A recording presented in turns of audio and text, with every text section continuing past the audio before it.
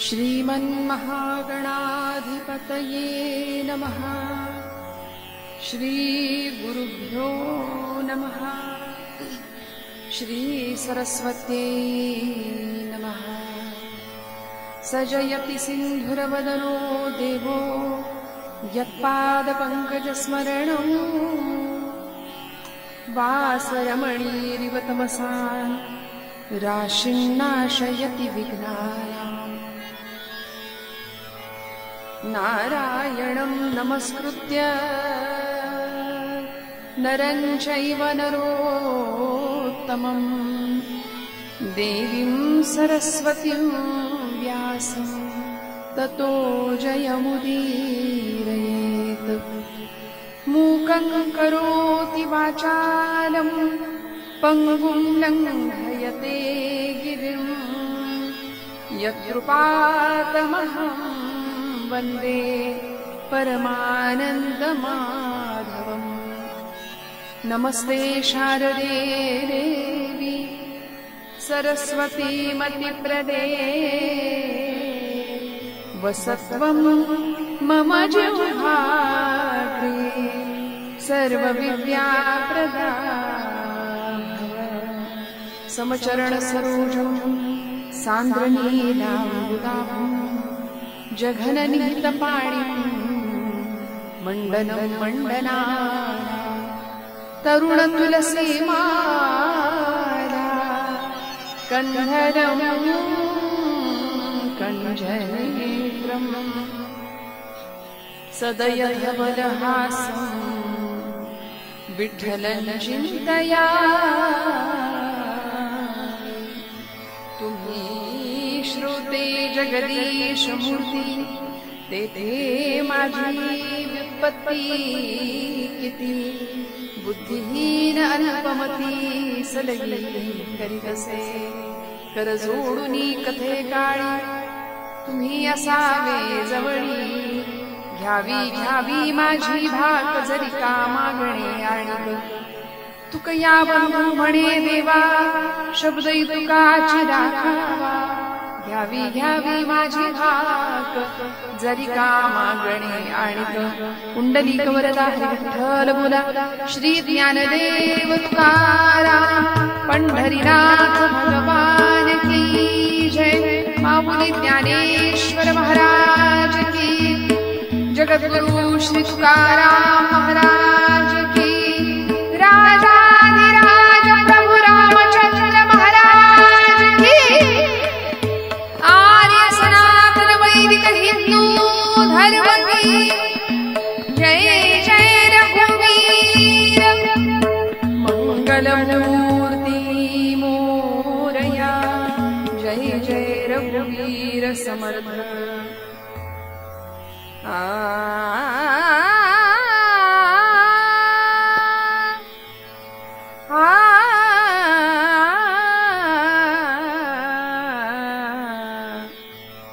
जय जय राम कृष्ण हरि राजा राम। जय जय राम कृष्ण हरि राजा मगश।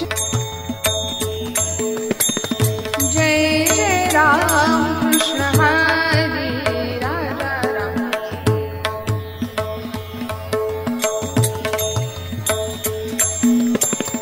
जय जय राम कृष्ण हरि राजा राम। नवनीत प्रिय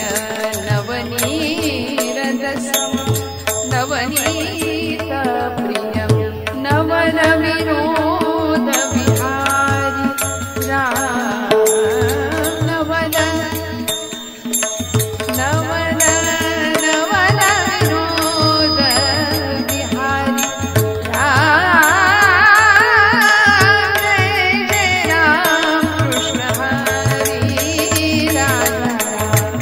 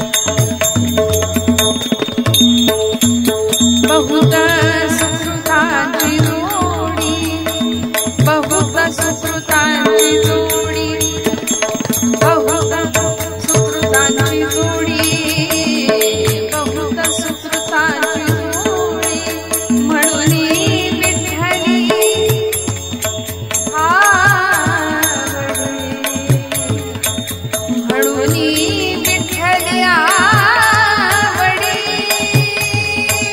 म्हणून विठ्ठली आवडी तो हा विठ्ठल वरवा तो हा विठ्ठल वरवा तो हा विठ्ठल वरवा सर्व सुखाचे आधार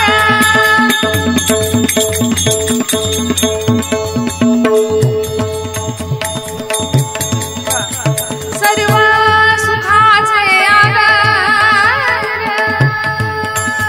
सर्व सुखाचे आधार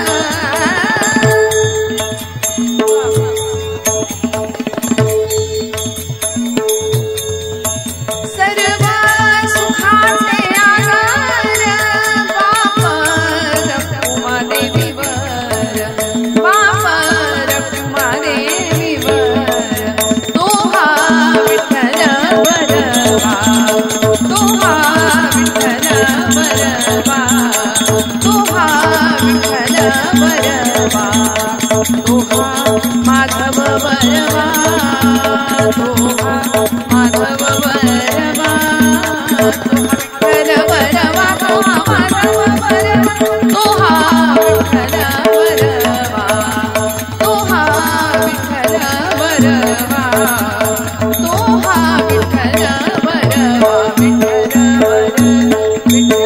वरवा रघुपती राघव राजा राम पतित पावन सीताराम बोला बोला बोला बोला आवाज येऊया सगळ्यांचा राजा राम पतित पावन सीताराम रघुपती राघव राजा राम आवाज येऊया बोला हो रघुपती राघव राजा राम पतित पावन सीताराम रघुपती राघव राजा राम पतित पावन सीताराम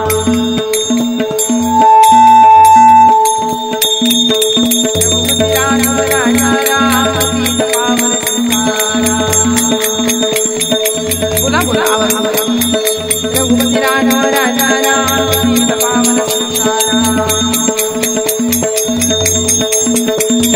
रघुपती राघव राजा राम पतित पावन सीताराम पुंडलीक वरदा विठ्ठल श्री ज्ञानदेव तुकाराम पंढरीनाथ भगवान की जय राजाधिराज प्रभु रामचंद्र महाराज की जय जय जय रघुवीर समर्थ मंगलमूर्ती मोरया जय जय रघुवीर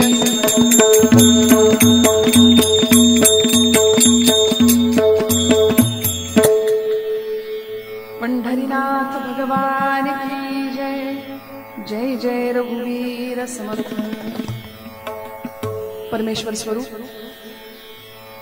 इको थोडं कमी करा रिवर्ब द्या बंद नाही केला तरी चालेल कमी करा थोडं परमेश्वर स्वरूप उपस्थित सर्व श्रोतृवृंदांच्या हृदयस्थ परमात्म्याला अत्यंत श्रद्धापूर्वक भावाने नमस्कार करते नतमस्तक होते श्रोते तुम्ही महेशाची या मूर्ती मी दुबळा अर्चित असे भक्ती बोल जरी गंगावती तरी स्वीकाराल की या शब्दामध्ये माझ्या ज्ञानोबा माऊलींनी परब्रह्म स्वरूपातल्या श्रोत्यांना मनापासून नमस्कार केला वक्ता वक्ता नव्हे श्रोते विण आणि आज इथे या निमित्ताने आपण सर्व जमलेले बहुश्रुत सुहृद आणि संवेदनशील अंतःकरणाचे माझ्या समोर माझ्यापेक्षा वय ज्ञान आणि अनुभव या सर्व बाबतीमध्ये ज्येष्ठ असलेली मंडळी आहात मी मनापासून सर्वांच्या हृदयस्थ परमात्म्याला नमस्कार करते परम आदरणीय कैलासवासी शशिकांत काका मनोहर ठुसे यांच्या प्रथम पुण्यस्मरणाच्या निमित्ताने आपण आज सर्वजण इथे उपस्थित आहोत मगाशी ताई म्हणाल्या की 1 वर्ष एवढ्या जलद निघून गेलं की काका नाहीयेत असं वाटत नाहीये. देहानी काही व्यक्ती निघून जातात, पण कीर्तिरूपाने एवढ्या अजरामर राहतात की प्रत्येकाच्या अंतःकरणामध्ये असं घर विशिष्ट प्रकारे करून राहतात. एखाद्याच्या व्यक्तिमत्वाचा प्रभाव समाज मानसावर किती पडावा याचं अत्युत्कृष्ट उदाहरण म्हणजे गुरुजींचं जीवन आहे, काकांचं जीवन आहे. म्हणजे मला ज्या दिवशी ताईंचा प्रथम फोन आला होता या कार्यक्रमासाठी, त्या दिवसापासून ताईंच्या अंतःकरणातला तो भाव मला जाणवतोय की त्यांच्याविषयी भरभरून बोलताना आमच्या शीतलताई आणि आपण सर्व ठुसे परिवार, आप्तेष्ट, सर्व नातेवाईक, आपल्या सगळ्यांचं हे इतकं सुंदर नियोजन आहे. आणि या एकदिवसीय नैमित्तिक कार्यक्रमासाठी आज मला आपण पाचारण केलं म्हणून मी सगळ्यांना मनापासून धन्यवाद देते. काकांच्या जाण्यामुळं ठुसे परिवारामध्ये मोठी पोकळी निर्माण झाली. आणि खरं सांगू का, संतांचं म्हणणं असं आहे, पवित्र तो देश, पवित्र ते कुळ, पावन तो देश, जेथे हरीचे दास जन्म घेती, कर्मधर्म त्यांचा झाला नारायण. जीवनच भजन बनून जातं. आयुष्यामधला व्यवहार उत्तम असताना सुद्धा तो व्यवहार बाजूला सारणं आणि मग परमार्थ, इतकं परमार्थाचं महाधन प्राप्त करून घेणं, हे अनंत जन्माचं सुकृत पाठीशी असावं लागतं, तेव्हा घडतं. आज निरूपणाकरता अभंग संतश्रेष्ठ जगद्गुरु तुकोबरा यांचा घेते. थोडा वेळ त्या अभंगावर निरूपण आणि मग साजेसा दृष्टांत स्वरूपामध्ये कथाभाग. एकदा जय जयकार, एकदा जय जयकार ठणकावून करा, मग निरूपणाचा अभंग गाते. ज्यांच्या मी एक अत्यंत प्रामाणिक विनंती करते, आपण मंदिरामध्ये जरी नसलो तरी पायातल्या चपला थोड्याशा बाजूला सरकवा. मला दिसत आहेत म्हणून मी विनंती केली. बरं, थोड्याशा बाजूला सरकवल्या तर बरं होईल. आपण कीर्तनाच्या नारदांच्या गादीसमोर आहात म्हणून. जय जय रघुवीर समर्थ, जय जय रघुवीर समर्थ.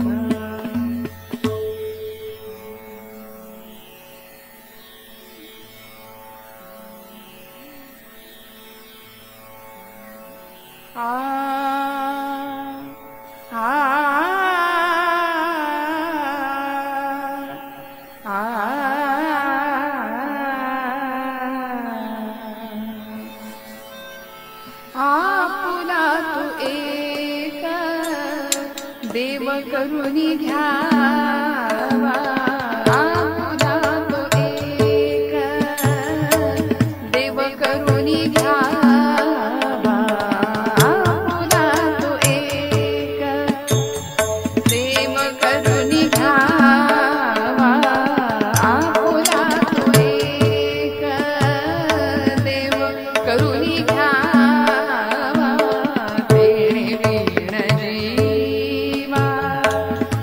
सुख नो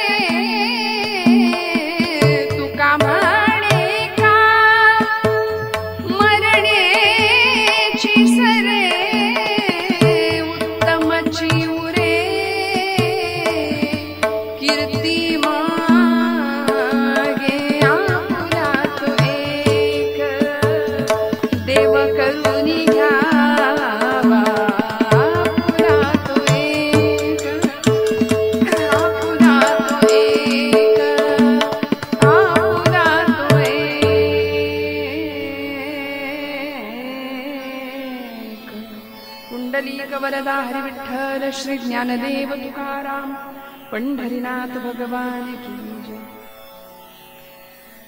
संतश्रेष्ठ जगद्गुरु तुकोबारायांचा अभंग आहे. 4 चरणांचा अत्युत्कृष्ट असा अभंग आहे. आजच्या कार्यक्रमाच्या निमित्तासाठी अगदी योग्य असा अभंग आहे.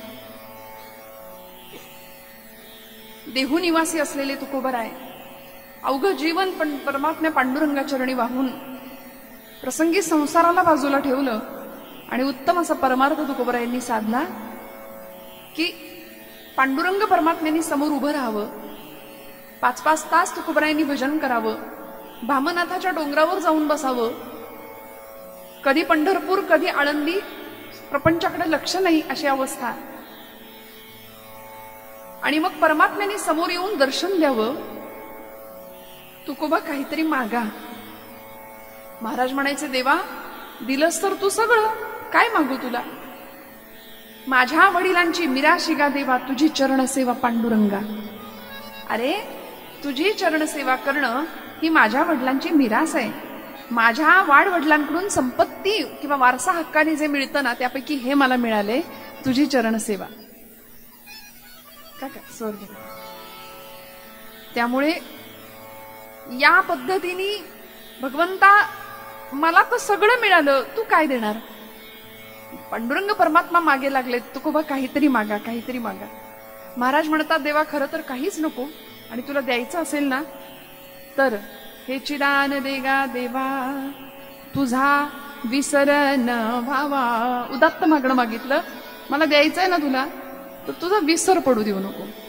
थोडी आपण आपल्या बाजूने आता विचार करूया. देव जर आपल्या समोर असा उभा राहिला आणि त्यांनी जर विचारलं की काय हवंय बोला, माझं सांगायचं तर मी लोकसभेचं तिकीट मागितलं असतं पटकन. पण देवानी विचारावं, काहीतरी माग आणि आपण मागावं. आणि प्रापंचिक म्हणजे व्यवहारात असताना सुद्धा व्यवहारातलं काहीच न मागता परमार्थातलंच मागावं. हे बुद्धी किंवा ही प्रेरणा व्हायला अनंत जन्माचं पुण्य गाठीशी असावं लागतं. मला असं वाटतं ते काकांच्या गाठीशी होतं. म्हणून मी मगाशी म्हटलं की ज्यांच्या पुण्यस्मरणासाठी आपण इथे आलो, असं विभूतिमत्व, अशी सज्जन माणसं आसपास असणं, किंबहुना त्यांच्या सहवासामध्ये गेल्यानंतर आज आपण इथे या जागेत आहात. सगळा व्यवहार, सगळा डामडौल, सगळा ऐशो आराम बाजूला सोडून असं शेतामध्ये येऊन राहणं, स्वतःची साधना करणं, जीवनाचा उद्धार करून घेणं आणि आपल्याबरोबर अनेकांचा उद्धार करणं, इतकं जीवन. म्हणून तुका म्हणे एका मरणेची सरे उत्तमची उरे कीर्ती मागे. महाराजांचा गोड अभंग आज निरूपणाकरता घेतलाय. ज्या तुकोबारायांचं निर्याण सुद्धा महाराजांना दिसलं, समजलं, आपुल्या माहेरा जाईन मी आता निरोपया संत हाती आला. महाराज म्हणतात, वस्तुतः इथं आलेल्या प्रत्येकाला जायचंय, आपल्यापैकी सगळ्यांना जायचंय, सगळ्यांना जायचंय. पण मनुष्य प्राणी असा आहे की आम्ही भ्रमात राहतो. जगातलं सगळ्यात मोठं आश्चर्य काय आहे या प्रश्नाचं उत्तर धर्मराजांनी महाभारतामध्ये यक्षप्रश्न नावाच्या प्रकरणात दिलंय. त्यामध्ये त्या वनवासात असलेल्या पांडवांना यक्षराजांनी एकदा दर्शन दिलं होतं. काही प्रसंगांनी कुंती मातेला तहान लागली होती म्हणून पाणी आणण्याकरता गेले. सगळ्यात कनिष्ठ पांडव नकुल गेला, सहदेव गेला. सगळ्यांच्या बाबतीमध्ये घटना घडली की न विचारता, परवानगी न घेता त्या तळ्यातलं पाणी घेतलं म्हणून तिथेच मूर्छित झाले, बेशुद्ध झाले. कानावर वाणी शब्द आले होते की खबरदार या तळ्यातलं पाणी प्याल तर आधी माझी परवानगी घ्या, माझ्या प्रश्नांची उत्तर द्या आणि मग इथलं पाणी घ्या. ऐकलं नाही, ऐकलं नाही. पाणी तसंच घेतलं आणि निघाले. परिणाम असा झाला, दोघंही मृतप्राय मूर्छित होऊन कोसळले.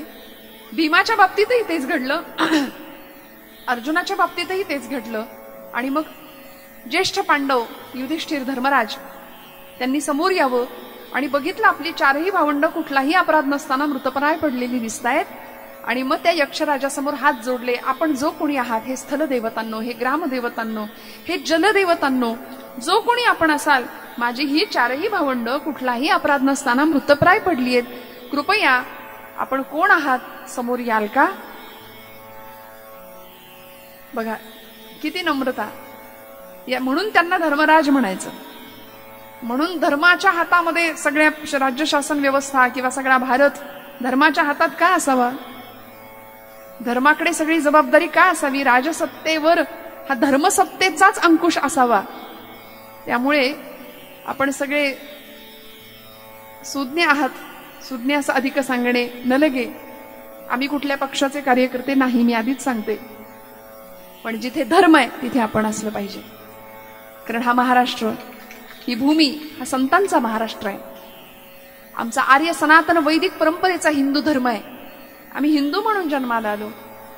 350-400 वर्षापूर्वी एका शककर्ता राजाने इथे हिंदुत्वाचा दीप घेऊन वाटचाल केली आपल्या आईच्या मार्गदर्शनाखाली आणि सुंदर अशा स्वराज्याची स्थापना करून दाखवली जगाला.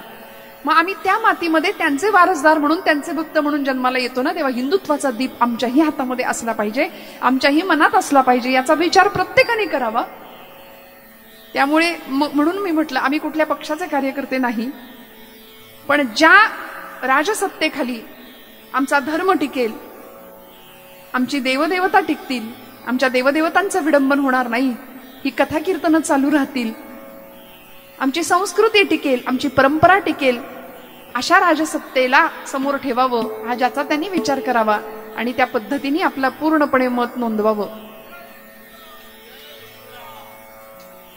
आवाज कमी पडला का जरा? राजाधिराज प्रभू रामचंद्र महाराज की. नारायणगाव मध्ये रामाचा आवाज भरपूर द्या असं सांगायची गरज नाही लागता कामा. आपण सर्वजण रामावर प्रेम करणारी आहात, धर्मावर प्रेम करणारी माणसं आहात. महाराज म्हणले धर्माचे पालन करणे, पाखंड खंडन हेची आम्हा करणे काम, बीज वाढवावे नाम. पाखंडांचं खंडन करणं आणि धर्माचं पालन करणं हे जीवाला, प्रत्येक जण हिंदू म्हणून जन्माला आलेल्या प्रत्येकाचं कर्तव्य आहे. प्रत्येकाचं कर्तव्य आहे. नाहीतर मग परिस्थिती अशी विलक्षण आहे की आम्हाला, म्हणजे आपल्याला एकच जिहाद माहितीये बऱ्याचदा, 18 प्रकारचे जिहाद आहेत. कालचीच बातमी, 3.5 शक्तीपीठांपैकी असलेलं सप्तशृंगी वणी, ती सुद्धा घेतली ताब्यात. त्याच्यावर सुद्धा नावा नोंदवावा. आमच्या पुढच्या पिढ्यांना पाय ठेवायला जमीन तरी शिल्लक राहील का नाही, अशी भीती आता मनात निर्माण झाली. आपण सावध होऊया, आपण सावध होऊया. तुकोबरायांनी आपलं स्वतःचं जीवनाचं इप्सित पूर्ण करावं, साध्य पूर्ण करावं, पांडुरंग परमात्म्याची प्राप्ती करून घ्यावी. आणि महाराजांनी आपल्या पत्नीला एक दिवस सांगावं, बाई ग मला आता जायला पाहिजे, भगवंत माझी वाट पाहतोय. जीवन असं असावं की परमेश्वर वाट पाहतोय. मला ताईंनी फार सुंदर आता त्यांच्या शेवटाचा प्रसंग सांगितला की 13 कोटी रामनाम जप अखंड चालू आहे. शेवटचं श्रीराम जयराम जय जयराम लिहिलं जाते. समोर विष्णू भगवंतांची प्रतिमा आहे आणि अशा परिस्थितीत शेवटचा श्वास घेणं हे पुण्यात्मा असल्याशिवाय होत नाही. तुमच्या माझ्या वाट्याला कधी कधी ह्या गोष्टी येत नाहीत, पण हे कुणीतरी थोर पुण्य महात्मा, थोर कुणीतरी पुण्य व्यक्ती जन्म घेऊन सगळ्यांच्यासाठी उद्धाराचं काम करून निघून जातात. त्यांच्या बाबतीत असं घडतं. तुकोबराय म्हणतात की मला निरोप आलाय देवाचा, मला बोलवून आलंय, मला गेलं पाहिजे. त्यावेळी आवली म्हणजे तुकोबरायांच्या पत्नी जिजाई आईसाहेब त्यांना विचारलं, तू येते का माझ्या बरोबर? किती सुंदर संधी दिली होती. त्या म्हणल्या म्हैस व्यायलीये, इथं सगळं तिचं कोण करायचं? तुम्ही मला घेऊन जाल, तुम्ही याल कधी? इथं घरातलं सगळं पडलंय. तुकोबराय म्हणले, अगं बाई किती प्रपंचात गुंचशील, चल मी नेतोय तुला, देवाचं विमान न्यायला येणार आहे आपल्याला, चल चल. ती म्हणते नाही, तुम्ही मात्र लवकर या. ते कुठं काय ते वैकुंठ की काय तिकडे निघालाय, तिकडून लवकर या. मस्त तुपाचे लाडू छान रव्याचे करून, बेसन पिठाचे करून ठेवते, मस्तपैकी तुम्ही या. तुकोबराय हसले, आपले मरण पाहिले म्या डोळा, धन्य तो सोहळा अनुपम्य. महाराज म्हणतात मरणाचा कुठं सोहळा असतो का? पण या विभूतिमत्वांनी तो सोहळा केला, मरणाचा सोहळा केला. पांडुरंग परमात्मा उभा राहिला, वाढ वेळ झाला उभा पांडुरंग, वैकुंठ श्रीरंग बोलावितो. असं आहे की महापुरुष संत सज्जन यांच्यासाठी देव तिष्ठत उभा राहतो आणि देव वाट पाहतो. आमच्यापैकी मी गमतीने म्हणते, कुणी जर देवाकडे जायचं म्हटलं तरी देव म्हणेल अजून काही दिवस तिथेच राहा, नाही का, गडबड करू नका. पण अशी विभूतिमत्व लवकर देव बोलावून घेतो का? कारण आपल्याला माहिती आहे जो आवडतो सर्वांना तोची आवड आहे देवाला. आम्ही मात्र या गोष्टीसाठी प्रचंड घाबरतो. आणि आजचं कीर्तन हे पुण्यस्मरणाचं किंवा श्राद्धाचं तिथीचं कीर्तन आहे का? श्रद्धेने केलेलं कुठलंही कर्म हे श्राद्ध कर्मच असतं, श्राद्धच. इतकं सुंदर आयोजन आहे, नियोजन आहे, खूप दिवसांपासूनचं नियोजन आहे. आणि आजच्या दिवशी कीर्तन का, याचं उत्तर फार सुंदर माझे गुरुजी सांगतात की श्राद्ध हे कर्म आहे, कर्मकांड आहे. 16 संस्कारांपैकी असलेला तो शेवटचा संस्कार आहे.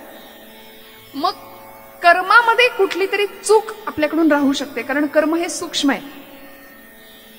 मनुष्य कर्मामध्ये चूक करू शकतो, कुठली तरी सूक्ष्मतर चूक कर्मामध्ये राहू शकते. म्हणून कर्मातली राहिलेली चूक भक्तीने भरून काढता यावी. म्हणून श्राद्धा दिवशी, पुण्यस्मरणा दिवशी कीर्तन. कारण भक्तीच्या इथे देव रमतो. भक्तीमध्ये काहीही कमी पडलं तरी देवाला चालतं. म्हणून या दिवशी कीर्तन भजन करण्याची पद्धत आहे की नामस्मरणाने, कीर्तनाने, भजनाने त्याला आपलंसं करायचं. आणि मी सांगत होते की आम्ही मृत्यूला घाबरतो. त्या यक्षप्रश्न प्रकरणामध्ये धर्मराजांनी त्या यक्षराजांची सगळी उत्तरं दिली. आणि यक्षांनी विचारलं, बाबा रे, माझी परवानगी न घेता या तळ्यातलं पाणी तुम्ही घेताय, मी यक्षराज, माझ्या प्रश्नांची उत्तरं द्या. धर्मराजांनी सांगितलं, हो विचारा. आणि मोठ्यात मोठ्या प्रश्नाला कमीत कमी शब्दात जो उत्तर देतो तो खरा विद्यार्थी. प्रश्न होता, जगातलं सगळ्यात मोठं आश्चर्य काय? असो, माझी तुम्ही खूप काळजी घेणारे, मला माहितीये का. ताईंनी लगेच पाण्याची बाटली सुद्धा गरम आणून ठेवली. काही नाही, फक्त काल ठाण्यात होते, रात्री 3 वाजता आले पुण्यात, त्यामुळे ते जागरणाने आवाज तसा आहे, बाकी काही नाही. तो तापला की होणार आहे आपोआप. पंढरीनाथ महाराज की जय. प्रश्न विचारला, जीवनातलं सगळ्यात मोठं आश्चर्य काय? त्यावेळी धर्मराजांनी उत्तर दिलं, आश्चर्य मे तत् मनुष्य लोके. सगळ्यात मोठं आश्चर्य आहे, अहन्य हनी भूतानि गच्छन्ति यम मंदिरम तेषा स्थिरत्वमिच्छन्ति किमाश्चर्यमतः परम. धर्मराज सांगतात, अहन्य हनी भूतानि गच्छन्ति यम मंदिरम शेषा स्थिरत्वमिच्छन्ति किमाश्चर्यमतः परम. मनुष्य निघून जातो, इहलोकीची यात्रा संपवतो आणि त्याचे सगळे आप्तेष्ट नातेवाईक त्या व्यक्तीला निरोप देण्याकरता कुठे जातात? श्लोकामध्ये म्हटलंय यम मंदिरम, यमाचं मंदिर आहे ते. आपण त्याला घाटावर म्हणतो, स्मशानात म्हणतो. तिथे त्याला घेऊन जातो आपण, त्या व्यक्तीला घेऊन जातो. तिथे अग्निसंस्कार केला जातो. धर्मराज सांगतात की आपल्यापैकी कोणी आप्तेष्ट निघून गेल्यानंतर त्या स्मशानामध्ये, त्या घाटावर, त्या यममंदिरामध्ये आपल्याच माणसावरती अग्निसंस्कार होताना सगळी माणसं आपापसात चर्चा करतात, काल होते, आत्ता गेले, वगैरे वगैरे. नाही का, जीवनाचं क्षणभंगुरत, जीवनाची नश्वरता त्या क्षणी जास्त प्रत्ययाला येते, आपलंच कुणीतरी निघून गेल्यानंतर. पण धर्मराज म्हणतात की तिथून परत माघारी येताना माणूस ज्या रुबाबात येतो, त्या यमाच्या मंदिरातनं माघारी येताना माणूस ज्या रुबाबातनं येतो, जणू काही आपला आणि या जागेचा काही संबंधच नाही, जणू काही आपल्याला इकडे परत यायचंच नाही, अशा थाटात, अशा रुबाबात मनुष्य माघारी येतो. हे त्याचं जे वाटणं आहे ते जगातलं सगळ्यात मोठं आश्चर्य आहे म्हणाले. जगातलं सगळ्यात मोठं आश्चर्य की मला मृत्यू येणारे या विचारातच माणूस नाहीये. मरणाचं स्मरण असावं, मरणात खरोखर जग जगते असं संतांनी आम्हाला सांगून ठेवलं ना. पण आम्ही मृत्यू या गोष्टीला खूप घाबरतो. म्हणून या गोष्टीमध्ये, या अभंगामध्ये तुकोबराय सांगतात, अविनाश करी आपुलिया ऐसे लावी मना पिसे गोविंदाचे. आम्हाला अविनाशी पदाला घेऊन भगवंत जातो, संत जातात, सत्पुरुष जातात. आपणासारखे करीती तात्काळ नाही काळ वेळ तया लागे. आपुला तो एक देव करुनी घ्यावा. तुकोबराय म्हणतात, कुठल्या तरी एका गोष्टीवर ठाम विश्वास असावा, निष्ठा असावी. वास्तविक इथं जन्माला आलेल्या प्रत्येकाला जायचे. माऊलींची ओवी आहे, उपजेते नाशे नाशिले पुनरपि दिसे, हे घटिका यंत्र जैसे परिभ्रमे गा. घड्याळ सांगितलं ज्ञानोबांनी आम्हाला. कुणाचं आयुष्य तास काट्यासारखं आहे, कुणाचं आयुष्य मिनिट काट्यासारखं आहे, कुणाचं आयुष्य सेकंद काट्यासारखं आहे. अगदी अल्पकाळ मिळतो काहींना, काहींना बोनस लाईफ मिळतं. पण या सगळ्यामध्ये करायचं काय? परमार्थाचं महाधन हातामध्ये प्राप्त करण्याकरता प्रत्येक जीवानी धडपडायचंय. यद्द्रष्टम तद नष्टम या न्यायानी. देह संपणारे, देह हे काळाचे, धन कुबेराचे, तेथे मनुष्याचे काय आहे? देह जाईल जाईल त्यासे काळोबा खाईल म्हटले. काळ चोर घिरट्या बहु घाली. काळ नावाचा चोर तुमच्या माझ्या भोवती अखंड गिरट्या घालतोय. पामरा तुझ कशी निज आली. आणि आम्ही निद्रेत आहोत, आम्हाला माहिती नाही. खरं तर भागवत ग्रंथामध्ये ज्यांच्यामुळे आपल्याला भागवत ग्रंथ मिळाला, परीक्षिती राजा, पांडवांचे शेवटचे वंशज, शेवटचा पांडवांचा राजा, परीक्षितीमुळे आपल्याला भागवत मिळालं. काय झालं होतं? 7 दिवसामध्ये परीक्षित राजा संपणार होते. तक्षक नावाचा सर्प येऊन दंश करणार होता, संपणार होते. पण मला असं वाटतं परीक्षित राजांनी भागवत कथेचं श्रवण केलं, स्वतःच्या जीवनाचा उद्धार करून घेतला. उत्तम मरण कसं असावं हे सांगणारा तो ग्रंथ आहे आणि उत्तम जगणं कसं असावं हे सांगणारी आमची भगवद्गीता आहे. जीवनाचा उद्धार करून घेतला. मला असं वाटतं परीक्षित राजाकडे 7 दिवस होते हे त्यांना माहिती होतं. खरं सांगा, आपल्याला माहितीये का? म्हणजे आपल्याकडे तेवढे तरी आहेत की नाही याची खात्री नाही आपल्याला. खरं तर 7च दिवस आहेत, सोमवार ते रविवार. फक्त तिथी वार वेळ निश्चित आहे, आपल्याला माहिती नाहीये. त्यामुळे आलेला प्रत्येक क्षण काय करायचं? आपुला तो एक देव करुनी घ्यावा, तेणे विण जीवा सुख नो हे. येरती माईके दुःखाची जनिती नाही आधी अंती अवसान. म्हणाले त्याला आपलं करूया. संत सत्पुरुषांनी त्याला आपलं केलं. बाकी आम्ही प्रपंचच खूप आपला करत बसतो आणि मग वाट्याला येतं दुःख, वाट्याला दुःख येतं. आणि मग प्रपंच दुःखाचा, मुळात तो प्रपंच दुःखमय आहे, मुळात संसार दुःखमयच आहे. आणि दुःखमय असलेल्या संसारामध्ये आम्ही सुखाचा शोध घेतो. हा केवढा मोठा विनोद आहे मनुष्याच्या बाबतीत घडत असलेला. त्यामुळे परमसुख संतांनी आम्हाला दाखवलं की त्या वाटेवरून तुम्ही चाला, न पडेची गुंता कोठे काही, तेणेची पंथी चालू जाता. त्या मार्गावर सुरुवात तर करूया चालायला. आयुष्यातला सगळा गुंता संपल्याशिवाय राहणार नाही. म्हणून ही संत मंडळी का संतत्व पदालाच पोहोचलेल्या गुरुजींचं आज पुण्यस्मरण आपण करतोय, ही का त्या पदापर्यंत पोहोचली? कारण त्या मार्गाने वाटचाल झाली. आणि ती वाटचाल करत असताना प्रसंगी व्यवहार बाजूला ठेवला, सगळं बाजूला ठेवलं आणि भगवंत आपलासा केला. आपुला तो एक देव करून घ्यावा, तेणे विण जीवा सुख नोहे. असा आहे एक ग्रंथ, एक मंत्र, एक पंथ, एक तीर्थ आणि एक संत. या 5 गोष्टीवर पूर्णपणे विश्वास टाकावा. पूर्णपणे. गुरुचरित्रामध्ये भगवान दत्तप्रभूंच्या मुखातून श्लोक आहे. शास्त्रकार सांगतात, गुरुचरित्रकार सांगतात, मंत्रे तीर्थे द्विजे देवे दैवज्ञे भेषजे गुरो, यादृशी भावना यस्य सिद्धिर्भवति तादृशी. मध्यम. समर्थ म्हणाले, असे हो जया अंतरी भाव जैसा, वसे हो तया अंतरी देव तैसा, अनन्यास रक्षित से चाप पाणी, नृपेक्षी कदा रामदासाभिमानी. त्यामुळे जशी यादृशी भावना यस्य सिद्धिर्भवति तादृशी, जशी ज्याची भावना आहे तसं त्याचं फळ आहे. त्यामुळे मंत्र, तीर्थ, द्विज, देव, दैवज्ञ म्हणजे दैव जाणणारा, ज्योतिषी, भेषज म्हणजे औषध, आणि गुरु, या 7 ठिकाणी पूर्ण डोळे झाकून विश्वास टाकावा. तीर्थाच्या ठिकाणी विश्वास असेल, जसा विश्वास असेल तसं आपल्याला फळ असेल. असे हो जया अंतरी भाव जैसा, वसे हो तया अंतरी देव तैसा. त्यामुळे महाराज म्हणतात आपला देव करून घ्यावा, आपुला तो एक देव करून घ्यावा. त्यामुळे एका देवतेच्या ठिकाणी परिपूर्णपणे निष्ठा, एका सद्गुरूंच्या ठिकाणी परिपूर्णपणे निष्ठा. म्हणून तर परमपूज्य भक्तराज महाराजांच्या ठिकाणी आपली निष्ठा केंद्रित केली. पूर्ण निस्सीम निष्ठा असल्यानंतर जीवनाचा परिपाक काय कृतार्थतेला जाऊ शकतो, किती सुंदर जीवन होऊ शकतं. याचं उदाहरण आहे आपण ज्यांच्यासाठी आज इथे एकत्रित आलो आहोत, ज्यांना श्रद्धांजली वाहण्याकरता एकत्रित आलो आहोत. गुरुकृपेचं फळ काय असतं? संत कृपा, गुरुकृपा आपल्याला काय करते? लोहपरिसाची न साहे उपमा, सद्गुरु महिमा अगाधची. म्हणाले लोह आणि परीस अशी उपमा जरी दिली सद्गुरु आणि सत्शिष्याला तरी ती कमी पडते.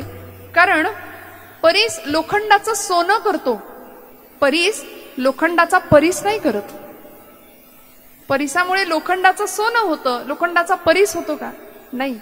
म्हणून तीही उपमा कमी पडेल. पण सद्गुरु, संत, महापुरुष, सज्जन सामान्य जीवाला सुद्धा आपल्यासारखं करून ठेवतात. आमच्या नाथ महाराजांचा खूप सुंदर अभंग आहे.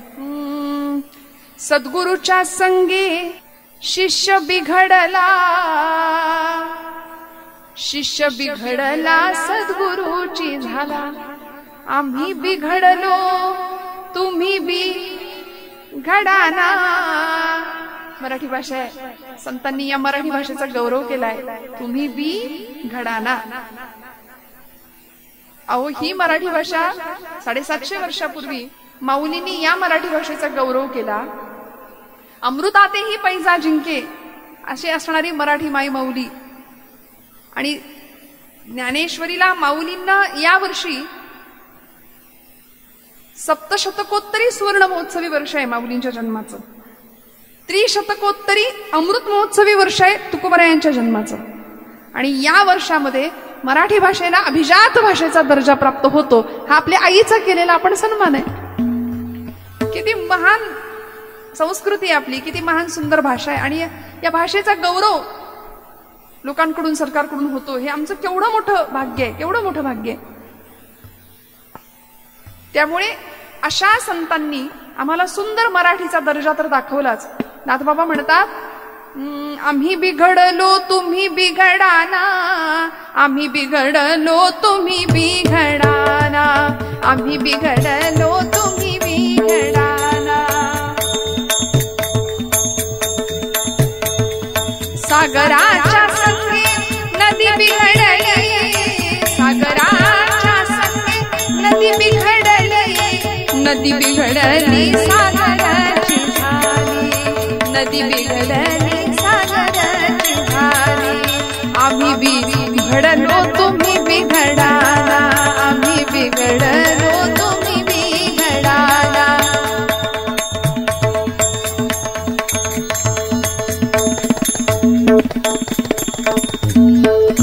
एका जनार्दनी आम्ही बिघडलो, एका जनार्दनी आम्ही बिघडलो, आम्ही बिघडलो परब्रह्म झालो, आम्ही बिघडलो परब्रह्म झालो, आम्ही बिघडलो तुम्ही बिघडा.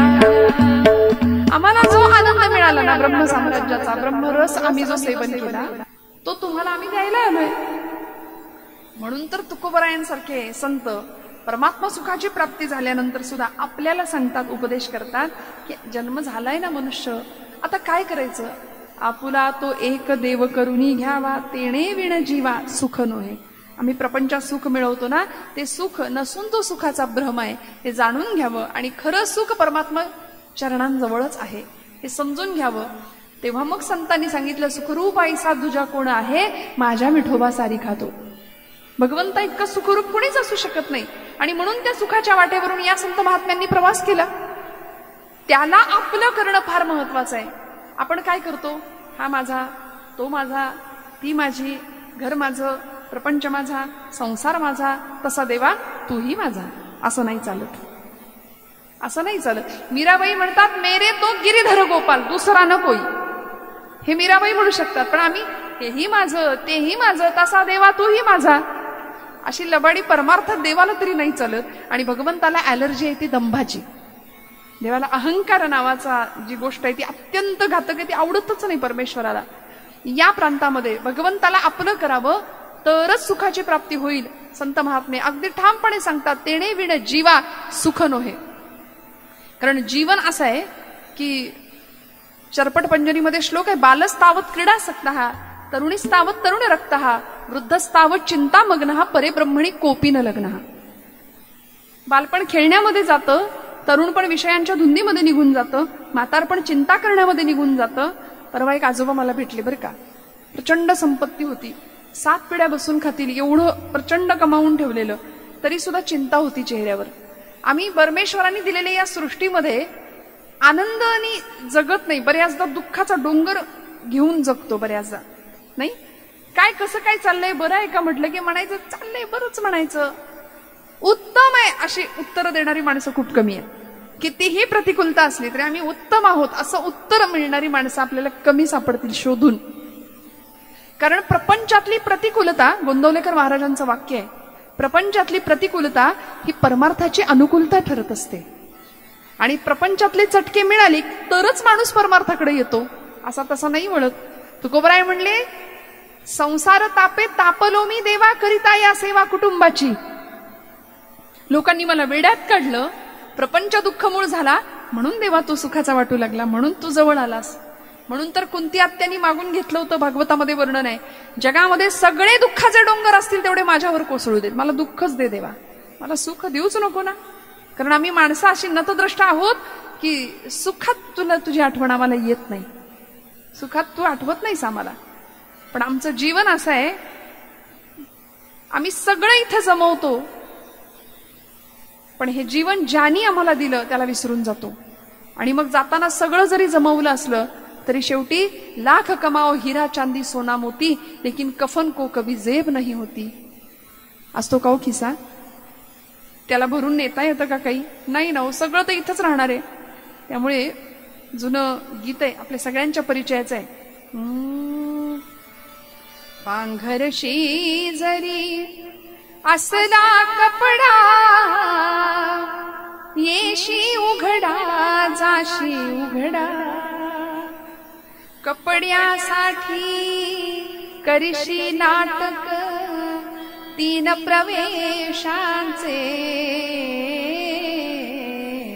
एक धागा सुखाचा, 100 धागे दुःखाचे, जर तारी हे वस्त्र मानसा तुझी आयुष्याचे, एक धागा सुखा. काय असतं पुण्यस्मरण असं कीर्तन असलं ना की आमच्या पूर्वसुरींनी किंवा कीर्तनकारांनी, आमच्या परंपरेने आम्हाला विषय सुद्धा ठरवून दिलेले आहेत. कारण हे कीर्तन गेलेल्या व्यक्तीपेक्षा जास्त असलेल्या मंडळींकरता असतं. आता तरी पुढे हाची उपदेश, आता तरी सावध होऊया, आता तरी सावध होऊया. असे आपले जवळची माणसं निघून जातात ना, तेव्हा जीवनाची दाहकता कळते, क्षणभंगुरत्व कळतं. मग प्रत्येक श्वास किती मोलाचा आहे. बापरे, काळ चोर घिरट्या बहु घाली, तेव्हा लक्षात येतं की आता कधी काळ झडप घालेल आपल्यावर माहिती नाही आहे. तो क्षण संधी साधून घेऊया. सुखाचा 100 धागे दुःखाचे, जर तारी हे वस्त्र मानसा तुझी आयुष्याचे, एक धागा सुखा. कुणी केलं हे वस्त्र? कुणी निर्माण केलं? क्या बात आहे. वा. या वस्त्राते विणतो कोण, एक सारखी नसती दोन. जुळे जरी असले तरी फरक असतो. आईच्या पोटी जन्माला येणारी जुळी मुलं असली तरी फरक आहे. देव रंगारी रंगारी अशी त्याची उपमा तुकोबरायांनी त्याला दिली आहे भगवंताला. एवढा मोठा इंजिनियर त्याच्यासारखा दुसरा कुणी नाही. या वस्त्राते विणतो कोण, एक सारखी नसती दोन. कुणान कळले त्रिखंडातया हात विणकऱ्याचे, एक धागा सुखाचा. काय झालं, एक फकीर असा निघाला होता बरं का. एका धर्मशाळेच्या, एका राजवाड्याच्या समोरून एक फकीर निघाला होता. फकीर, फकीर म्हणजे कोण? कोणाला म्हणायचं फकीर? जो बेफिकीर आहे तो फकीर. हातामध्ये कटोरा निघाला आणि त्या राजवाड्याच्या समोरून जात असताना त्या पहारेकरांना, तिथे त्या द्वारपाल होते 2, त्यांच्याजवळ थांबला आणि त्या फकीरांनी त्या द्वारपालांना, त्या पहारेकरांना सांगितलं, बाबा रे, मला तुमच्या या राजवाड्यात, या धर्मशाळेत राहू देता का? राजवाड्याला धर्मशाळा म्हणाला. मला तुमच्या या धर्मशाळेत 4 दिवस राहू देता का?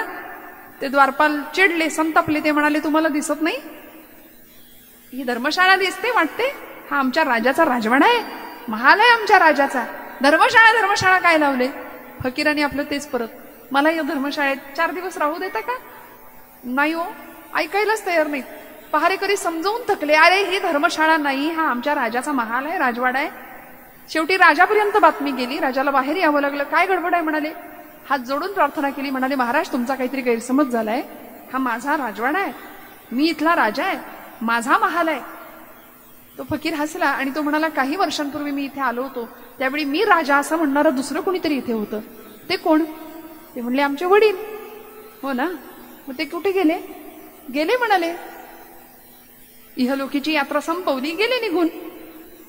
त्यांच्या आधी कोणीतरी अजून असेलच ना? हो म्हणले आमचे आजोबा होते. मग तेही गेले. अजूनही तुला कळत नाही का रे बाबा? जब हंस अकेला उड़ जाएगा, खाली पिंजरा पड़ा रह जाएगा, टूटेगा तेरे खजाने का ताला, अंत समय पछताएगा, खाली पिंजरा पड़ा रह जाएगा. ये जग मुसाफिर खाना है पगले. हिंदीमध्ये धर्मशाळेला मुसाफिर खाना म्हणतात. आणि धर्मशाळेत माणूस काय 4 दिवस राहतो, काही घेणं देणं नसतं, लगेच पुढच्या गावाला निघून जातो ना.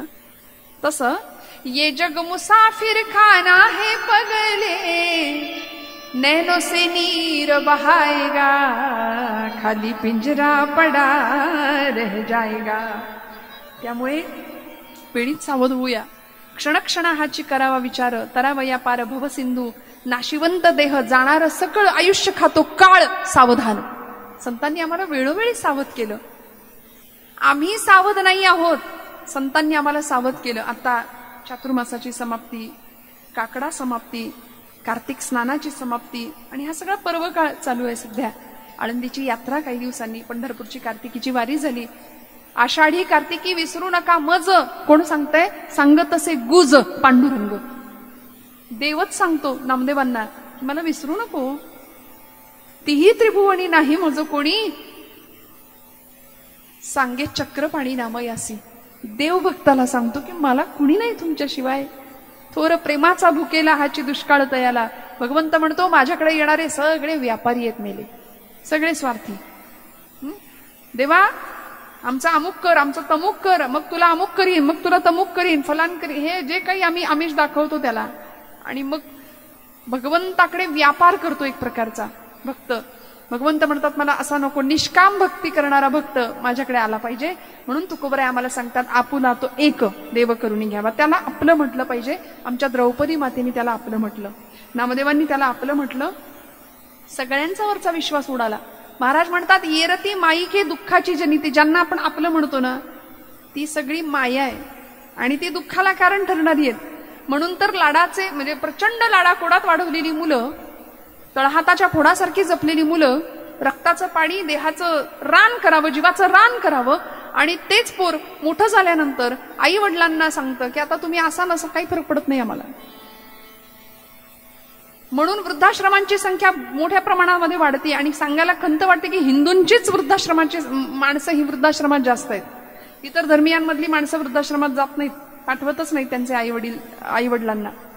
आपल्याच हिंदू धर्मियांना असं काय झालंय की आम्ही इतके सुंदर परंपरा आहे आपली, इतका सुंदर वारसा आहे आम्हाला, आम्ही रामकृष्णाचे वारसदार आहोत. कुणीतरी आलं परकीय आणि आम्हाला सांगितलं की इथे सत्ता स्थापन करण्याकरता हिंदुस्थानातली शिक्षण पद्धती बदलायला गेले. आणि लॉर्ड मेकॉले नावाचा तो शिक्षण तज्ञ, त्यांनी इंग्रजी सत्ता स्थापन करण्याआधी पहिल्यांदा मत मांडलं की भारतीयांची शिक्षण पद्धती आधी बदला. आणि मग इंग्रजांची शिक्षण पद्धती आली. आजही आमची पोरं त्याच पद्धतीत शिकतायत. आता तर सीबीएसई पॅटर्न सगळीकडे करायचंय कंपल्सरी म्हणे. का हो? कारण यांचा हेतूच हा आहे, धर्मसंस्कृती बुडवावी. इंग्रजांचा जो हेतू होता ना तो हा यांचा हेतू आहे. म्हणून तर आता नवे नवे नवे नवे काहीतरी विषय काढले जातात. त्यामुळे इतिहास चुकीचा शिकवला जातोय. त्यामुळे आमची गुरुकुल पद्धती तर संपलीच. आणि मग माणसाचा जन्म किंवा माणसाची उत्क्रांती आमच्या मुलांना शिकवलं जातं माकडापासून झाली. नाही हो, आम्ही माकडापासून नाही. आमचे पूर्वज खूप महान होते. भागवत ग्रंथात सांगितलंय मनू आणि शतरूपा हे जगातलं सगळ्यात पहिलं जोडपं आहे सृष्टीतलं. ब्रह्मदेवांच्या शरीरापासून निर्माण झालेलं, विधात्यापासून निर्माण झालेलं मनू आणि शतरूपा. मनूचे आम्ही वंशज, म्हणून मनूचे आम्ही मानव रूपाने आम्ही जन्माला आलो, माकडापासून नाही. मी कधी कधी म्हणते ज्यांनी शोध लावला त्यांचे पूर्वज माकडा असतील, आपले नाहीत. आपले नाहीत. कारण जर माकडापासून आपली निर्मिती असती तर आत्ताच्या सगळ्या माकडांचं करायचं काय, हा मला पडलेला प्रश्न आहे. आता जी माकडं आहेत त्यांचं काय करायचं. पण असं नाहीये. आमचे वारसदार रामकृष्ण आहेत. आमचे वंशज, आमचे पूर्वज रामकृष्ण आहेत. ज्ञानोबा तुकोबांचे आम्ही वारसदार आहोत, याचं भान सतत राहावं. आणि मग तुकोबाराय काय म्हणतात की तुका म्हणे एका मरणेची सरी उत्तमची उरे कीर्ती मागे. आलेल्या प्रत्येक जीवाला जर इथून जायचंय, हे घटिका यंत्र जैसे परिभ्रमे गा, तर मग शेवटी काय उरणार आहे. शास्त्रकार म्हणतात धना आणि भूमो, भूमीतलं धन भूमीतच राहणार आहे. पशवश्च गोष्टे, गोठ्यातली गाई गुरु गोठ्यातच राहणार आहेत. भार्या गृहद्वारी, फार तर ती भार्या म्हणजे बायको पत्नी उमऱ्यापर्यंत येईल निरोप द्यायला. जनस्मशाने, आयुष्यभर जमवलेला लोकसंग्रह आहे, परिवार आहे, समाज आहे, तो तुम्हाला स्मशानापर्यंत साथ देईल. देहश्चितायाम, देह आयुष्यभर खाऊन पिऊन पुष्ट केलेला देह चितेवर एकटा जाईल, बर तो सुद्धा सोबत येणार नाही. देहश्चितायाम परलोक मार्गे, त्या देहाची सुद्धा 3 चिमट्या राखच होणार आणि ती इथंच राहणार आहे. मग सोबत येतं काय. कर्मानुगो गच्छति जीव एकहा, आयुष्यभर केलेलं कर्म तुमच्या माझ्या सोबत येणार आहे. आणि असं कर्म प्रत्येकाकडून घडावं, ही या पुण्यस्मरणाच्या कीर्तनाची फलश्रुती घडेल. म्हणून या निमित्ताने हा विषय का मांडायचा की असं एक जीवन तुमच्या माझ्या समोर आहे की ज्यांनी सबंध आयुष्य भगवत चिंतनामध्ये घालवलं, रामनामामध्ये घालवलं. 13 कोटी रामनाम जप करावा, तो लिहून काढावा, व्यासंग करावा, सत्संग करावा, सद्गुरूंची कृपा मिळवावी, परमपूज्य काणे महाराजांचा आशीर्वाद, त्यांच्या संघामध्ये त्यांच्या सत्संगामध्ये राहावं आणि अतिशय सुंदर असा आपल्या 42 कुळांचा पिढ्यांचा उद्धार करावा. म्हणून यांच्याबद्दल बोलावं. आकल्प आयुष्य व्हावे तया कुळा, माझिया सकळा हरीच्या दासा. नामदेवांनी मागणं मागितलं, कल्पनेची बाधा न हो कोणे काळी, ही संत मंडळी सुखी असो. अशी याचना आपणही करायची. पूर्वरंगात मी थांबते. उत्तर रंगामध्ये असंच एक सुंदर भगवत भक्तीने भारलेलं चरित्र जीवन सांगण्याचा प्रयत्न करते. नारदीय कीर्तनाच्या पद्धतीनुसार मी पूर्वरंगामध्ये इथे थांबते. थोडा वेळ नामस्मरण करूया आणि मग कथेला सुरुवात.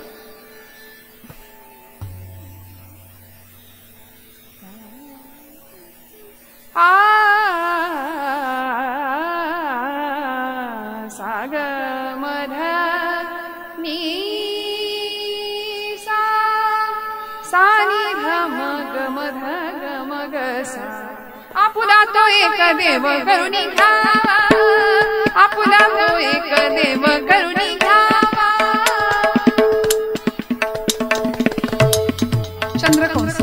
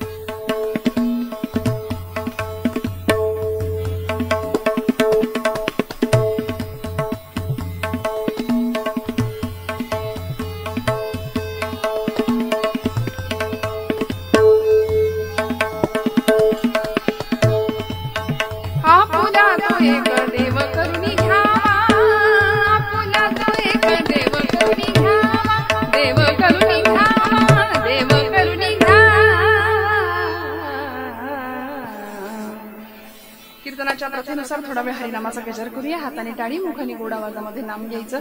सगळ्यांचा आवाज उद्या खणखणीत टाळी वाजवा, खणखणीत नाम. सध्या आपला आवाज आला पाहिजे, भरपूर नाम घेतलं पाहिजे, भरपूर आवाज आला पाहिजे, खणखणीत. श्रीराम जय राम जय जय राम, श्रीराम जय राम जय जय राम. बोला बोला बोला.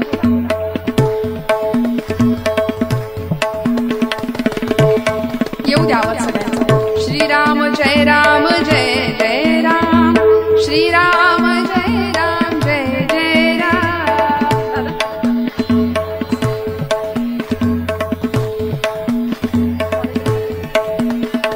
श्रीराम जय राम जय जय राम. बोला बोला. श्रीराम जय राम जय जय राम, श्रीराम जय राम जय जय राम, श्रीराम जय राम जय जय राम, श्रीराम जय राम जय जय राम.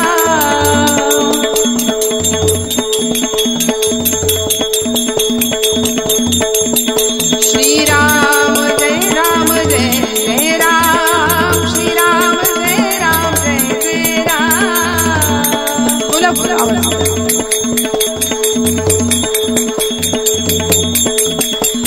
श्रीराम जय राम जय जय राम, श्रीराम जय राम जय जय राम.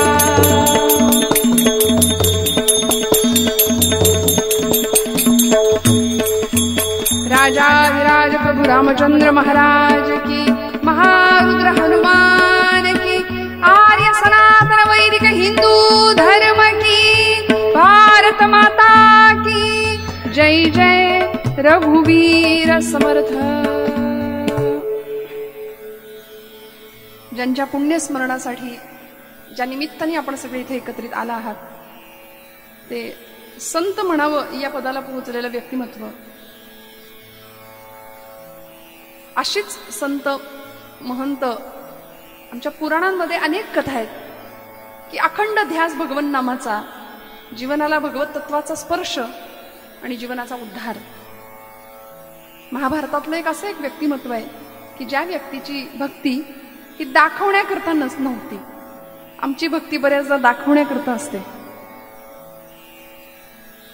प्रपंचामध्ये भगवंत आमच्या खूप कमी असतो. तो व्यवहार करता करता करता त्या व्यवहारामध्ये भगवंत भक्ती किंवा भगवंत आमच्या नसतो.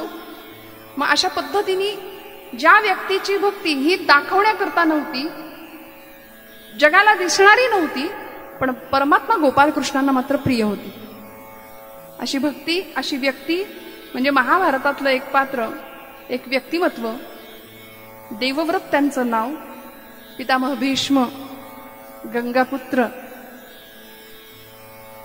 अखंड आपल्या सिंहासनाशी कौरवांच्या कुरु राज्याच्या एकनिष्ठ राहिले. शेवटच्या क्षणी भगवंतांना विचारलं सुद्धा की माझं चुकलं तरी काय, एकनिष्ठतेने भगवंता तुझी सेवा करत राहिलो,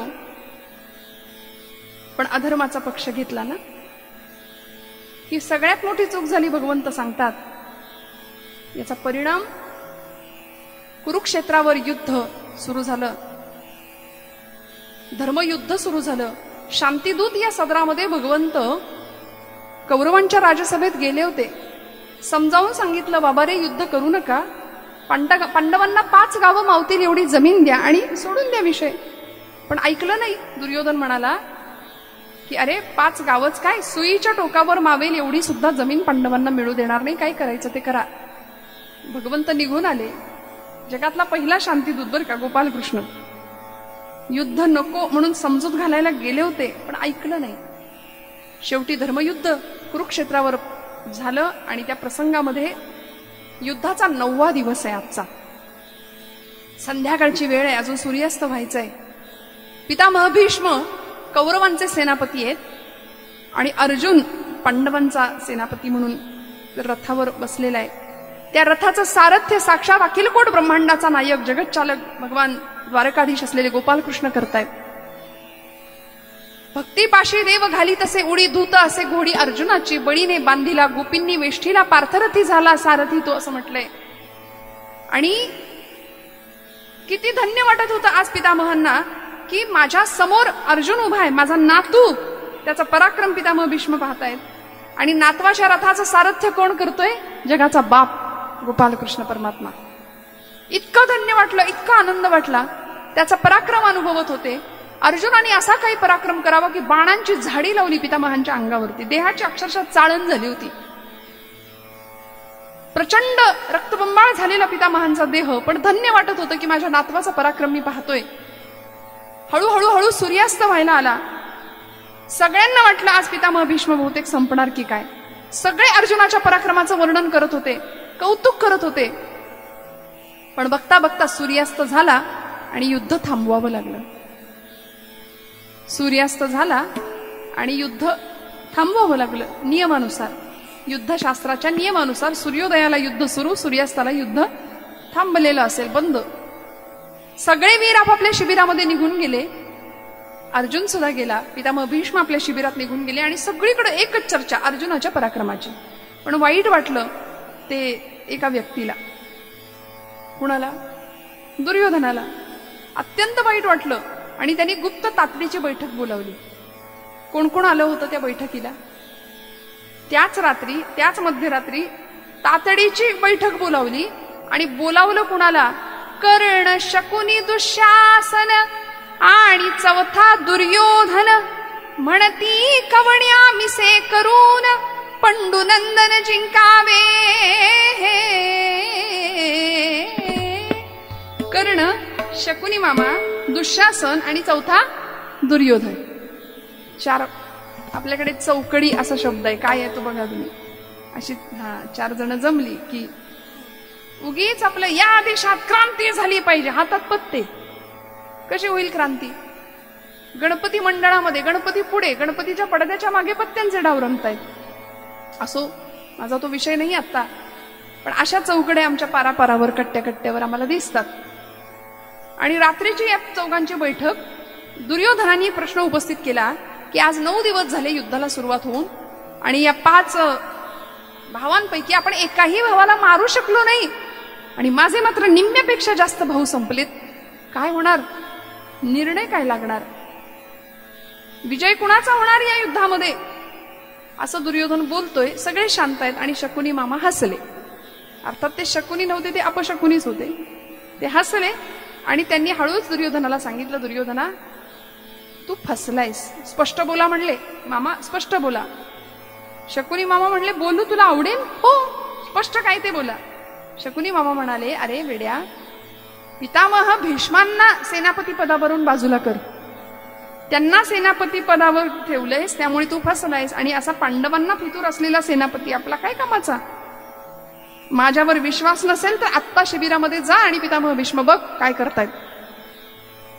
गेला हा दुर्योधन, पितामह भीष्मांच्या शिबिरामध्ये प्रवेश केला आणि पितामह भीष्म सर्वांगाला जखमा झालेल्या, सगळे बाण बाजूला काढलेले, रक्तबंबाळ झालेला देह, पण मुखाने अखंड श्रीकृष्ण गोविंद हरे मुरारे, हे नाथ नारायण वासुदेव, प्रद्युम्न दामोदर विश्वनाथ, मुकुंद विष्णू भगवन नमस्ते. अखंड नामस्मरण सुरू आहे. आणि दुर्योधनांनी एवढं ऐकलं आणि त्याला मामांचं म्हणणं पटलं. बरोबर आहे म्हणे, असा शत्रूला फितूर असलेला सेनापती आपण नको. आतमध्ये गेला, म्हणाला, आजोबा भीष्मा, तुम्ही आमच्याशी कपट वृत्तीने वागता, भेद वृत्तीने वागता. पितामह भीष्म म्हणले, कसले आरोप करतोयस राजा माझ्यावर? काय केलं तरी काय मी? आज 9 दिवस झाले म्हणाले युद्धाला सुरुवात होऊन, माझे निम्म्यापेक्षा जास्त भाऊ मारले गेले आणि पांडवांपैकी एकाही वीराला आपण संपवू शकला नाही. काय होणार या युद्धाचा परिणाम? पितामह भीष्म म्हणले, हे असले आरोप करणं माझ्यावर बंद कर. दुर्योधना, बघ अरे माझं वय बघ जरा, माझ्या अंगावर झालेल्या जखमा पहा. अर्जुनाच्या बाणांनी जेवढ्या जखमा झाल्या नाहीत ना, त्याच्या वेदना जेवढ्या होत नाहीयेत, तेवढ्या तुझ्या शब्द बाणांच्या जखमा आणि त्याच्या वेदना मला होत आहेत. भीष्म म्हणे रे राया, भीष्म म्हणे रे राया, लागती वागबाण काळ झाला की. अरे तुझ्या शब्दांच्या बाणाच्या जखमा आणि त्याच्या वेदना मला होत आहेत, शब्दावर असं म्हणतात श्रोते हो. की खरं आहे ना, शस्त्राची जखम आणि शब्दाची जखम यामधली शब्दाची जखम भरून नाही निघत. म्हणून म्हणतात शब्द संभल के बोलिये, शब्द के हात न पाव. एक शब्द हे औषधी, तो दुसरा शब्द हे घाव. आमच्या शब्दांनी अनेकांची हृदय दुखावली जातात बऱ्याचदा, आणि भगवंतांनी त्याकरता आपली योजना केली का हो. बोलू ऐसे बोलो, नामदेव महाराज म्हणले जेणे बोले विठ्ठल डोले. आमचं बोलणं असं असावं की आमच्या बोलण्याने दुसऱ्याच्या हृदयातला विठ्ठल परमात्मा डोलला पाहिजे. भीष्म सांगतायत, पितामह सांगतायत, दुर्योधना आवर, तुझ्या तोंडाला आवर घाल, शब्द आवर. कसला आरोप करतोस रे माझ्यावरती.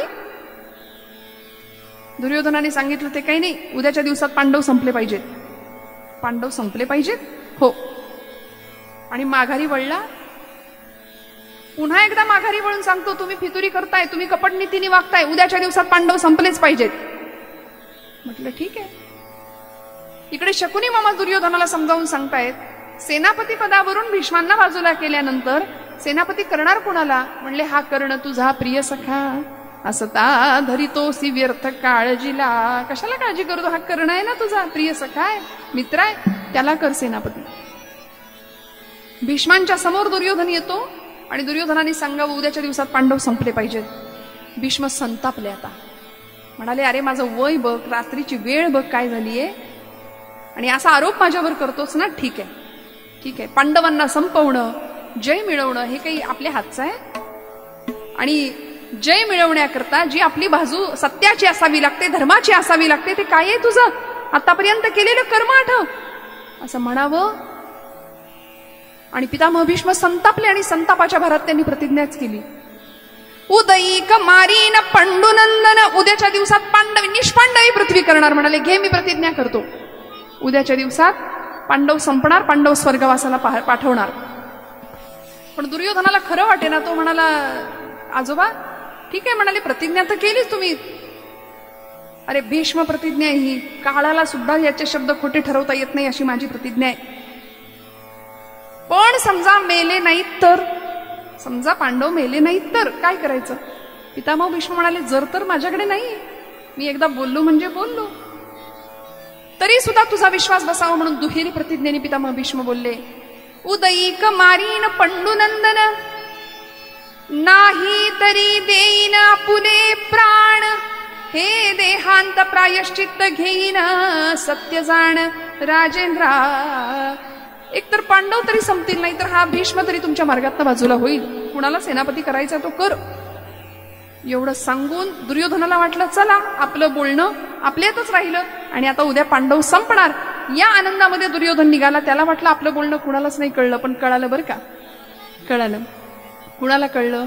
अहो तो नटकट गिरीधारी, उत्तरेकडचे संत त्याला म्हणतात हमारे बाकी बिहारी थोडे टेढे आहे. तो वाकडाच आहे, तो सरळ नाही.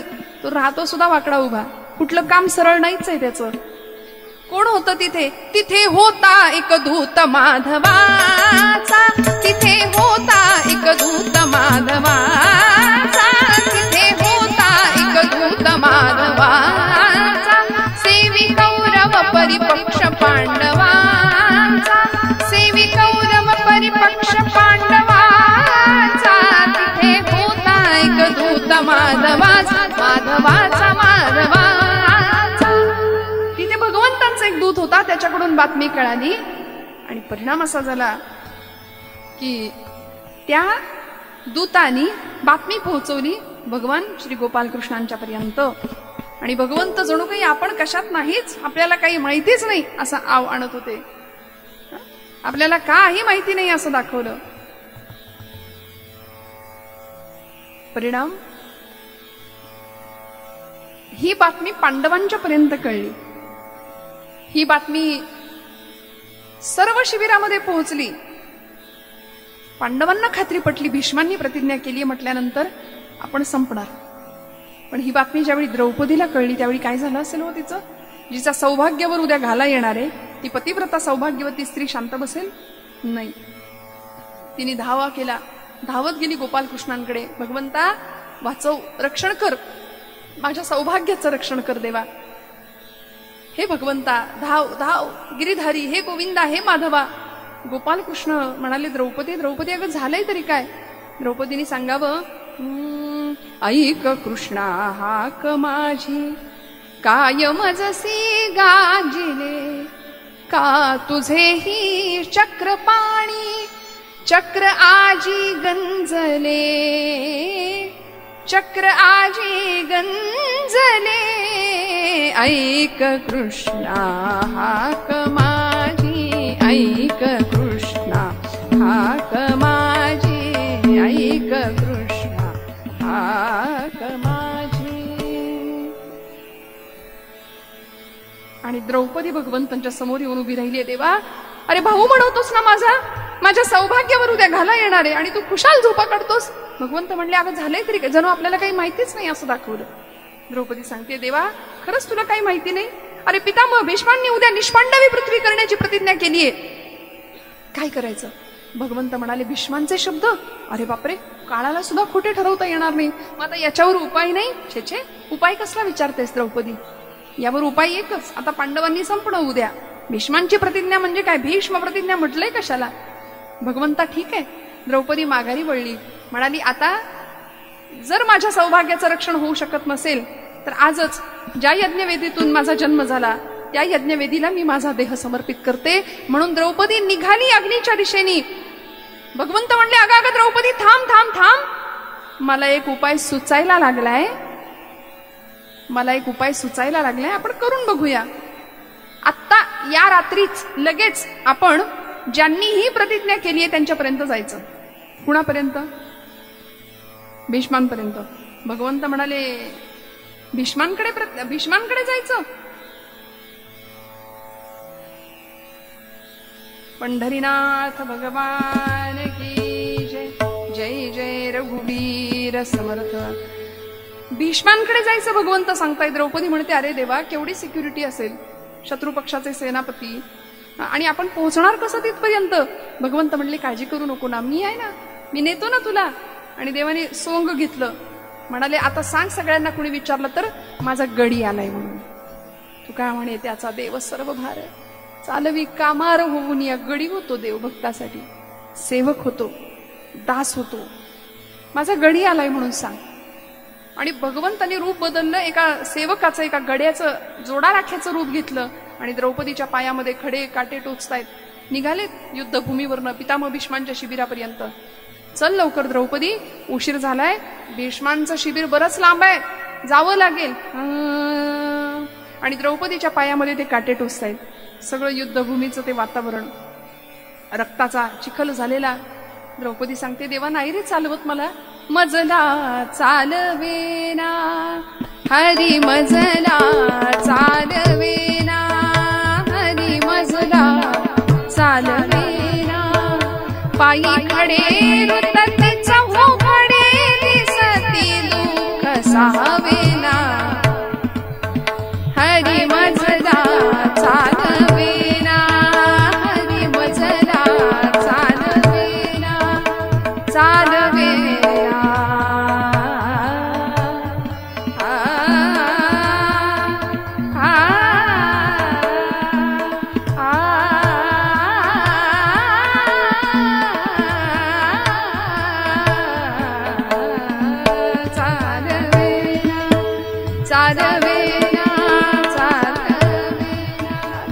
चालवत नाही आता मला. भगवंत म्हणले, अगं आधी नाही का सांगायचं, माझ्या चकला माझ्या वाहना तू घाल. द्रौपदी म्हणते, देवा आखरीतच म्हणलेस, आधी जोडा राख्या गडी झालास, आता ज्या वाहनांवर आम्ही मस्तक टेकवायचं त्या वाहनांना पाहिलं. भगवंतांनी नेलं तिला भीष्मांच्या शिबिरापर्यंत. आणि शिबिरात गेल्यानंतर भगवंत म्हणतात, आता माझं काही काम नाही, मी इथं बाजूला थांबणार, तू आतमध्ये जायचं आणि जे काही असेल ते तुझं बोलायचं. द्रौपदी म्हणते, वा रे वा देवा, आता इथपर्यंत आणलंस आणि आता एकटीला सोडतोस? अगं हो, भीष्मांच्या शिबिरात दुसऱ्या कुणाला प्रवेश नाही, फक्त सौभाग्यवती पतिव्रता जर कुणी असेल तर, साधू संत सत्पुरुष कुणी असतील तर, आणि तिसरा प्रवेश साक्षात द्वारकाधीश भगवान गोपालकृष्ण असतील तर. मी तर तुझा गडी आहे, मी काही भगवंत आहे? मी कृष्ण आहे का आता? मला आतमध्ये प्रवेश नाही. ही आतमध्ये गेली. चिकाचा पडदा असा समोर होता, त्याच्या पलीकडच्या बाजूला पितामह भीष्म आहेत, अस्वस्थ आहेत, येर झऱ्या घालतायत की अरे पश्चाताप होतोय प्रतिज्ञेचा, आपलेच नातू मारायचे, आपलीच वंशवेल खुडून टाकायची, असा कुणावर प्रसंग येऊ नये, धिक्कार असो माझा आणि माझ्या जीवनाचा. आता ती द्रौपदी किंवा कुंती माझ्या समोर आली आणि मला जर प्रश्न विचारले तर मी काय उत्तर देऊ, असं म्हणायला आणि द्रौपदी यायला.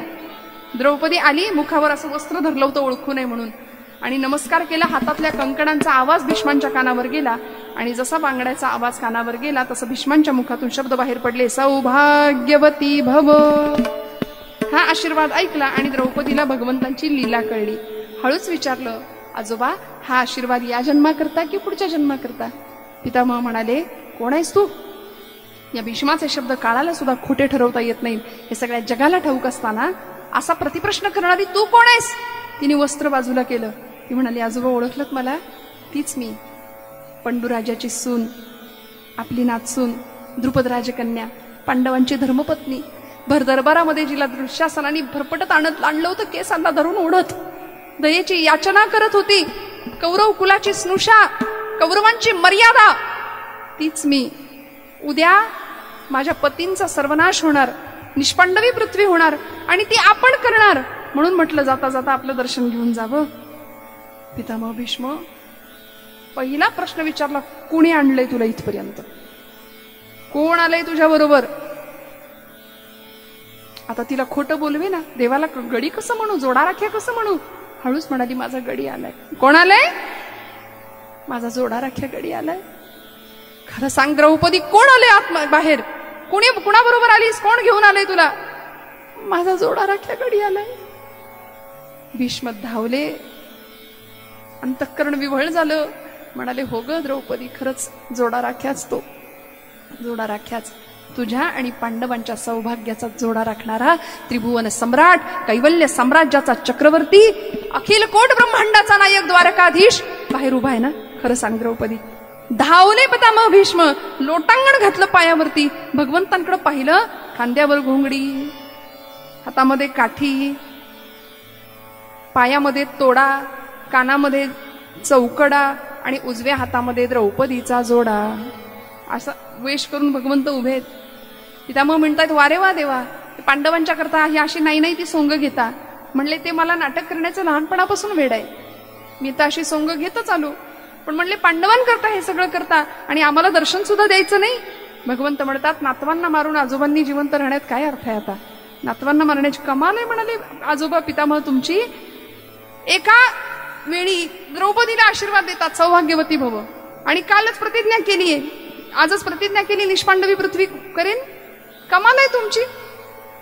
पितामह म्हणाले, आता सापडलो संकटात, देवा सोडवा, सोडवा, आता तुम्हीच सोडवा. भगवंत म्हणाले, शिखंडी तुमच्याकरता तयार आहे. महाभारतातलं पात्र शिखंडी. पितामह भीष्म इच्छामरणी होते, इच्छामरणी होते. संपूर्ण आयुष्य भगवंत नामाला वाहिलेलं, एकनिष्ठ सेवा केलेली सिंहासनाची. फक्त चूक कुठे झाली? अधर्माची बाजू घेतली, एवढीच. पण पितामहांनी भगवंतांच्या समोर हात जोडावे, सांगावे, देवा क्षमा करा आणि या संकटातून सोडवा. काय माता, यावर उपाय काय? भगवंत म्हणाले, उपाय काय? आपण इच्छामरणी आहात, आपलं अवतार कार्य संपवावं लागेल आपल्याला, म्हणजे द्रौपदीचा आशीर्वादही खरा ठरेल आणि तुमची प्रतिज्ञाही खरी ठरेल. दोन्हीही जर खरं ठरायचं असेल, आणि तुमच्या भीष्म या शब्दाला, म्हणून आजपर्यंत एखाद्याचा शब्द जर ठाम असेल तर आपण म्हणतो भीष्म प्रतिज्ञाही. तुमच्या शब्दाला जर जागायचं असेल, काळाला सुद्धा खोटं ठरवता येणार नाही अशी जर ख्याती मिळवायची असेल, तर तुम्हाला आता तुमचं मरण स्वीकारावं लागेल, आत्मस्वरूपामध्ये विलीन व्हावं लागेल. तुमच्याकरता काय हवंय ते मागून घ्या. काय मागितलं असेल हो पितामह भीष्मांनी? श्रोते हो, प्रत्येक येणाऱ्या जीवानी भगवंताकडे एवढंच मागणं मागावं,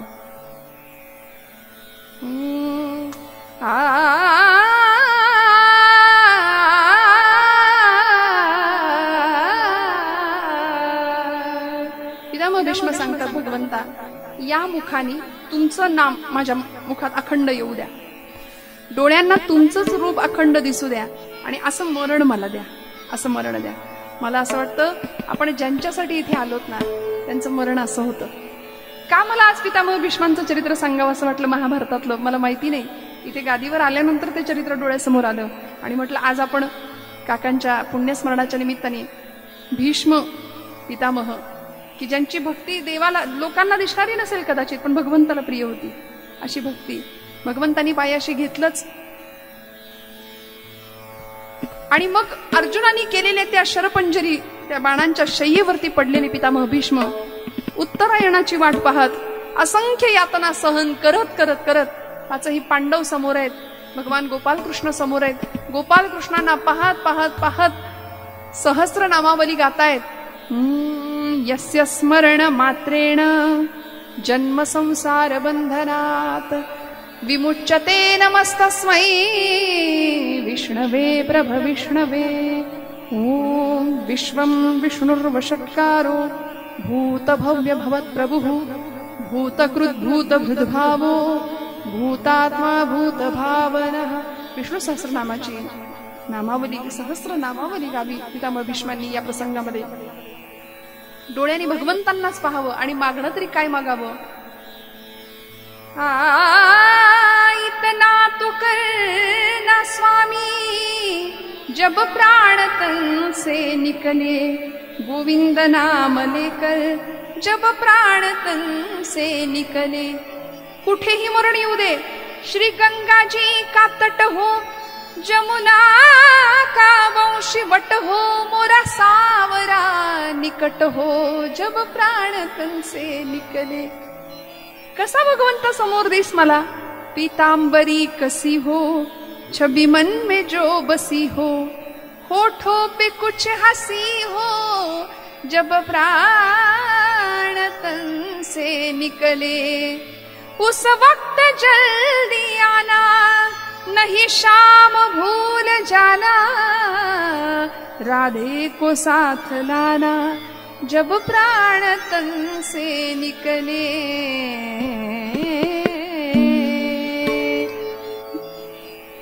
पितामह भीष्मांचं हे मागणं यथार्थ होतं. भगवान गोपालकृष्णांनी ते मागणं पुरवलं.